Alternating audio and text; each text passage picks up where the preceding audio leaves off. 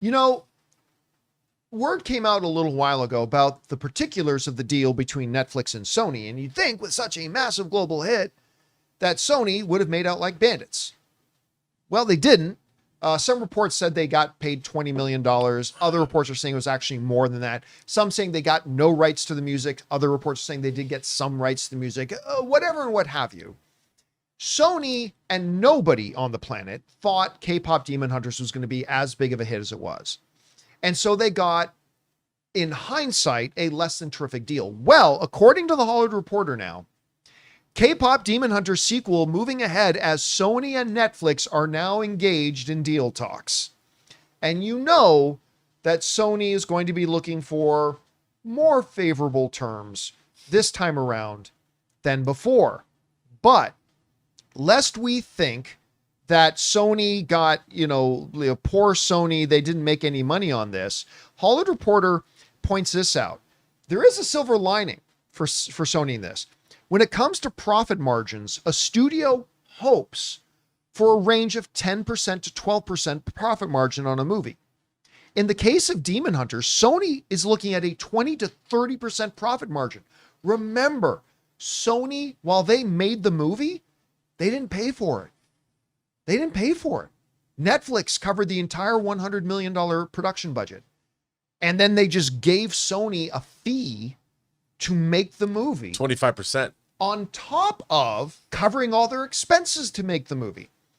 On top of all that, it says here in the report that Sony also receives a piece of the soundtrack sales, which we didn't know before, as well as music publishing fees for certain songs on the thing. Merchandising rights, however, belong solely to Netflix. So when Robert Meyer Burnett is wearing Rumi's jacket, you know that Netflix got that money. That's going there. And I want Hot Toys figures.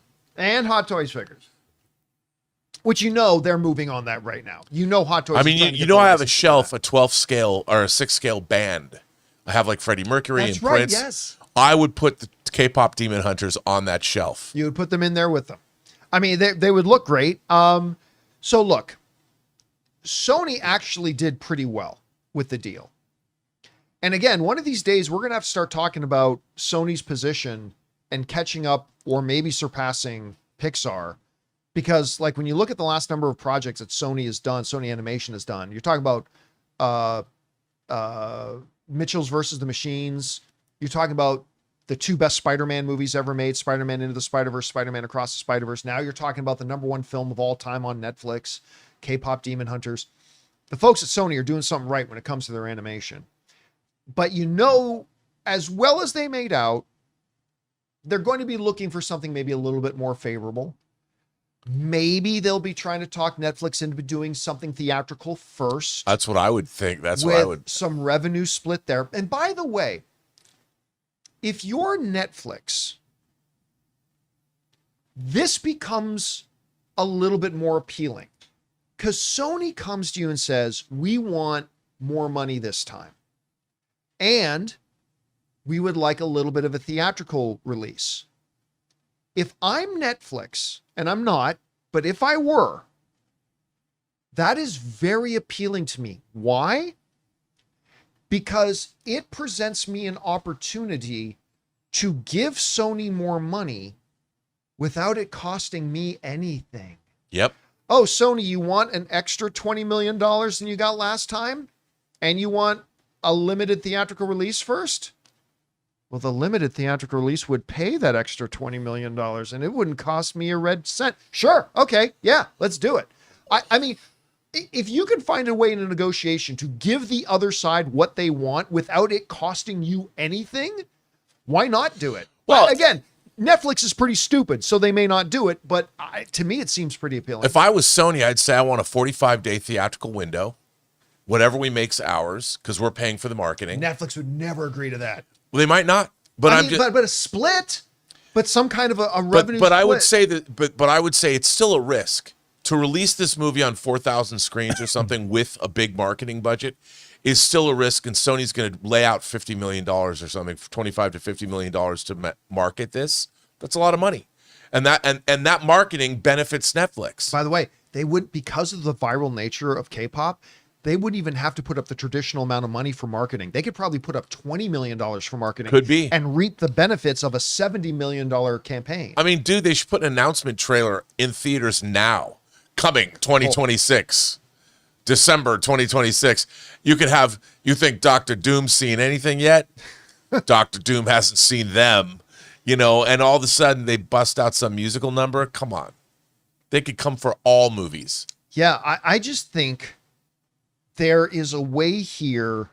There's very rarely in negotiations, everybody says it's a win-win. Very rarely is it a win-win. But I think this poses an opportunity for both Sony and Netflix to truly get a win-win out of this. Maybe it's theatrical, maybe it's not, maybe it's something else. Netflix is pretty stubborn when it comes to theatrical, no matter how much their own data shows them that they're being stupid. But I think there is really something here that could present both of them a very lucrative opportunity. And it's going to be exciting to see what they cobble together. And I hope the second movie is better than the first. I don't know if it'll be as successful, but even if it's only 60% as successful as the first one, it's going to be a massive hit. So anyway. Hey guys, John here. If you're dying for the next batch of Wednesday Season 2 to drop on Netflix, then I'll let you in on a secret. The Wednesday Season 2 official WoCast is already here. Prepare to dive deeper into the mysteries of Wednesday with the ultimate companion video podcast. Join the frightfully funny Caitlin Riley, along with her producer, Thing, as she sits down with the marvelous cast and crew. Together, they'll unravel shocking twists, dissect the dynamics lurking beneath, unearth the deep Addams Family lore, and answer all of your lingering questions that simply refuse to stay buried. Guests include Emma Myers, Joy Sunday, Steve Buscemi, Fred Armiston, Catherine Zeta-Jones, and of course, Jenna Ortega. With 8 delightfully dark episodes to devour, you'll be drawn deeper into the haunting halls of Nevermore Academy than ever before. But be careful, you know where curiosity often leads. The Wednesday Season 2 official WoCast is available now in audio and video on todoom.com, Apple Podcasts, Spotify, YouTube, or wherever you find your podcasts. You've been warned.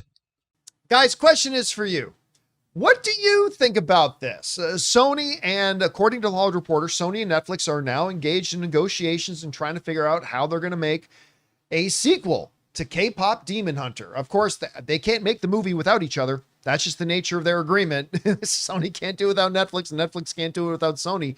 So I'm sure they're going to come to some kind of arrangement. How would you arrange it? Whatever you guys think, jump down to the comment section below and let us know your thoughts. Hey guys, thanks so much for watching this video. Make sure you like the video, leave a comment, and subscribe to our channel. And don't forget, we have a daily podcast called the John Campea Show podcast, available on Apple Podcasts, Spotify, or your favorite podcasting app of choice. Go and subscribe to it today so it'll be there when you need it.